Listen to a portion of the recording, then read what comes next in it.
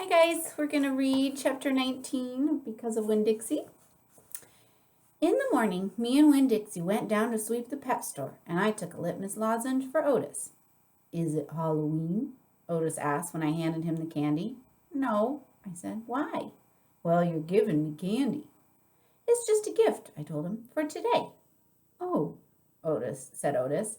He unwrapped the litmus lozenge and put it in his mouth, and after a minute, tears started rolling down his face. Thank you, he said. Do you like it? I asked him. He nodded his head. It tastes good, but it also tastes a little bit like being in jail. Gertrude! Gertrude squawked. She picked up the litmus lozenge wrapper in her beak and then dropped it and looked around. Gertrude! She screamed again.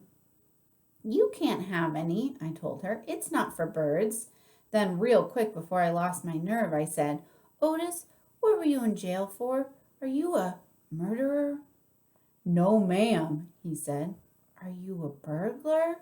No, ma'am, Otis said again. He sucked on his candy and stared down at his pointy-toed boots. You don't have to tell me, I said. I was just wondering. I ain't a dangerous man, Otis said, if that's what you're thinking. I'm lonely, but I ain't dangerous. Okay, I said, and I went into the back room to get my broom. When I came back out, Otis was standing where I'd left him, still staring down at his feet. It was on account of the music, he said. What was? I asked. Why I went to jail. It was on account of the music. What happened? I wouldn't stop playing my guitar. Used to be I played it on the street, and sometimes people would give me money. I didn't do it for the money. I did it because the music is better if someone is listening to it. Anyway, the police came and they told me to stop it. They said how I was breaking the law, and the whole time they were talking to me, I went right on playing my music. And that made them mad. They tried to put handcuffs on me, he sighed. I didn't like that. I wouldn't have been able to play my guitar with them things on. And then what happened? I asked him. I hit them, he whispered. You hit the police? Uh-huh, one of them. I knocked him out. Then I went to jail, and they locked me up and wouldn't let me have my guitar. And when they finally let me out, they made me promise I wouldn't never play my guitar on the street again. He looked up at me real quick and then back down in his boots. And I don't. I only play it in here for the animals. Gertrude, the human Gertrude, she owns this shop, and she gave me this job when she read about me in the paper, and she said it's all right for me to play music for the animals. You play your music for me and Winn Dixie and Sweetie Pie, I said. Yeah, he agreed, but you ain't on the street. Thank you for telling me about this, Otis, I said. It's all right, he said. I don't mind. Sweetie Pie came in and I gave her a litmus lozenge, and she spit it right out. She said that it tasted bad. She said that it tasted like not having a dog. I swept the floor real slow that day. I wanted to keep Otis company. I didn't want him to be lonely. Sometimes it seemed like everybody in the world was lonely.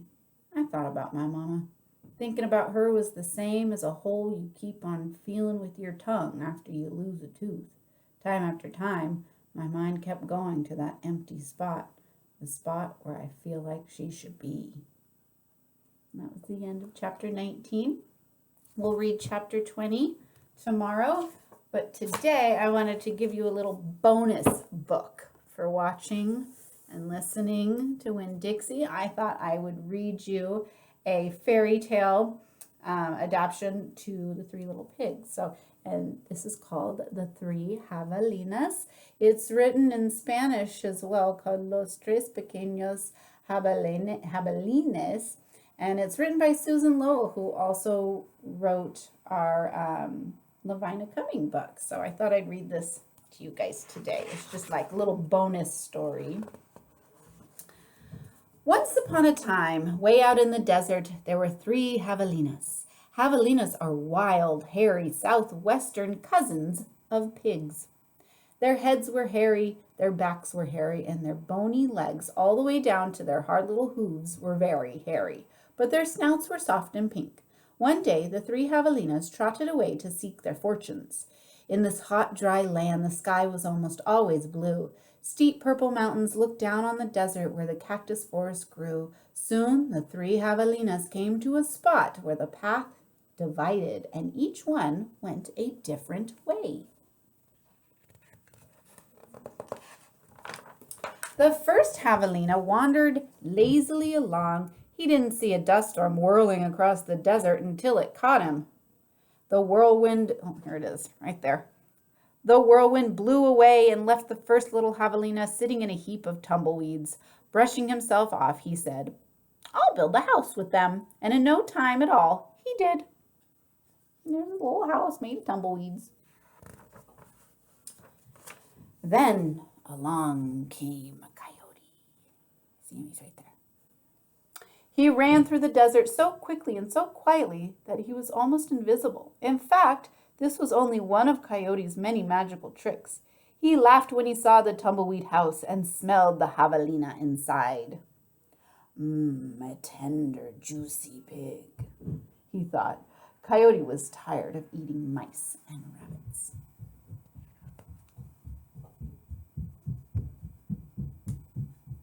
Here we go.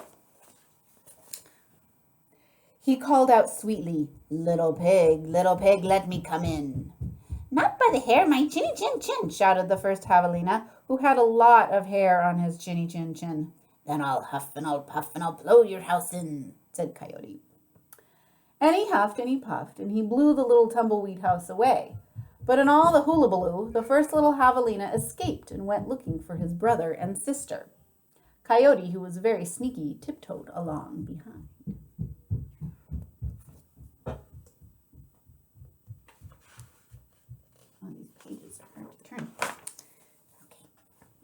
Oh. The second little javelina walked for miles among the giant cactus plants called saguaros.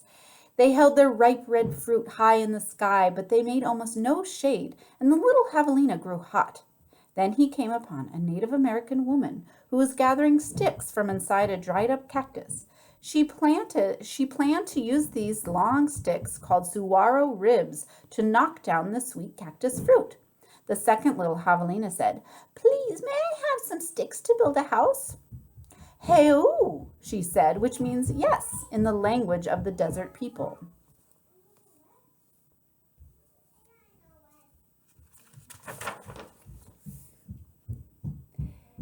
When he was finished building his house, he lay down in the shade. Then his brother arrived, panting from the heat, and the second little javelina moved over and made a place for him.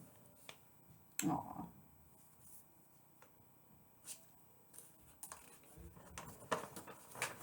Pretty soon, guess who comes along? Coyote found the saguaro rib house. He used his magic to make his voice sound just like another javelina's. Little pig, let me come in," he called. But the little javelinas were suspicious. The second one cried, "No, not by the hair, my chinny chin chin." "Bah," thought Coyote, "I'm not going to eat your hair." Then Coyote smiled, showing all of his sharp teeth. "I'll huff and I'll puff and I'll blow your house in." So he huffed and he puffed, and all the saguaro ribs came tumbling down. But the two little javelinas escaped into the desert. Still not discouraged, Coyote followed. Sometimes his magic did fail, but then he usually came up with another trick.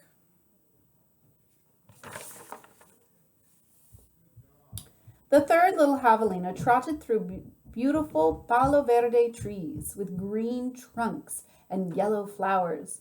She saw a snake sliding by, smooth as oil. A hawk floated round and around above her. Then she came to a place where a man was making adobe bricks from mud and straw. The bricks lay on the ground, baking in the hot sun. The third little javelina thought for a moment and said, "May I please have a few adobes to build a house?" "Sí," answered the man, which means yes in Spanish, the brickmaker's language.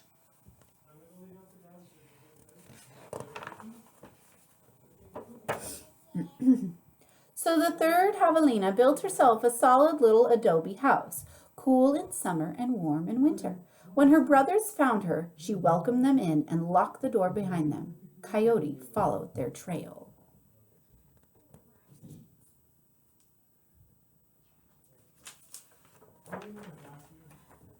Little pig, let me come in, he called. I feel like I skipped a page. I didn't.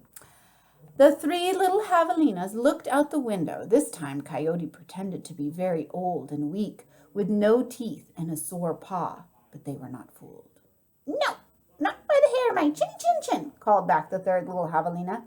Then I'll huff and I'll puff and I'll blow your house in, said Coyote. He grinned, thinking of the wild pig dinner to come. Just try it, shouted the third little javelina. So Coyote huffed and puffed, but the adobe bricks did not budge. Again, Coyote tried. I'll huff and I'll puff and I'll blow your house in. Three little javelinas covered their hairy ears, but nothing happened. The javelinas peeked out the window.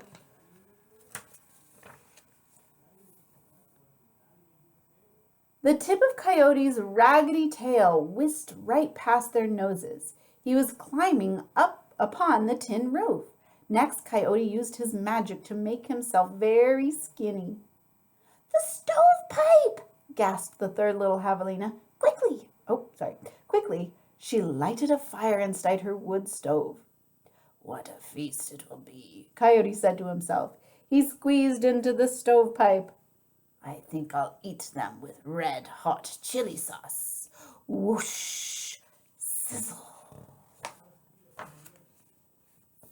Then the three little javelinas heard an amazing noise.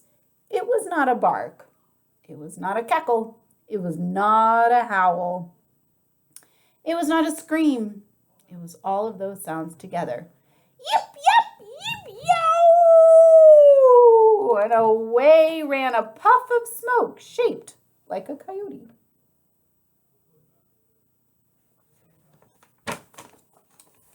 The three little javelinas lived happily ever after in the adobe house.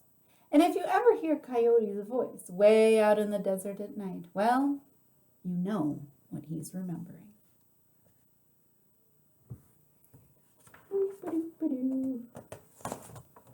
Oh my goodness. I hope you guys like that. Here's a little picture about Susan Lowell and the illustrator there. Isn't that cool? This is the other book that she has written. So I hope you enjoyed that and you're having fun writing your own fairy tale adaptations. Have a marvelous day. Bye.